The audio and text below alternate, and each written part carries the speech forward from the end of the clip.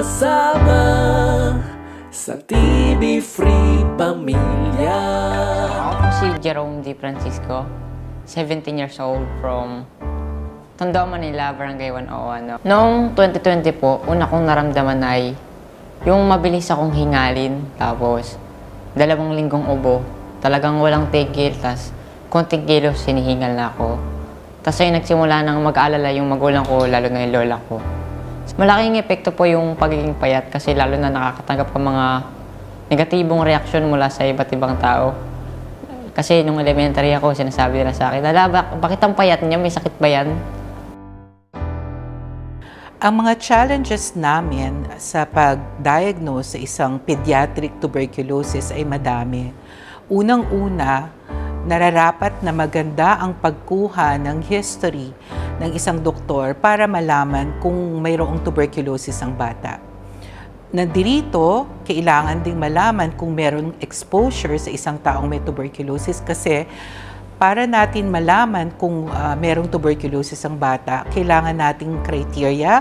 So ito ay yung exposure sa isang matanda o isang taong may active tuberculosis. Meron tayong history, may ubo-sipon ng matagal, hindi gumagaling sa kanilang kondisyon, in spite na maraming antibiotics na binibigay sa kanila, hindi tumataba na bata, minsan naglalagnat sila, may mga kulani na hindi natin alam kung saan to galing. Ito yung mga tinitignan natin for isang sa history taking natin ng isang batang may tuberculosis. So sa exposure naman, kinakailangan natin ang isang matanda o isang tao may active tuberculosis. Tinitignan din natin kung meron silang tuberculin skin test. Ito yung naggagawa tayo ng skin test sa isang tao. Tapos matapos ang 2-3 araw, tinitignan natin kung gaano kalaki ang umbok.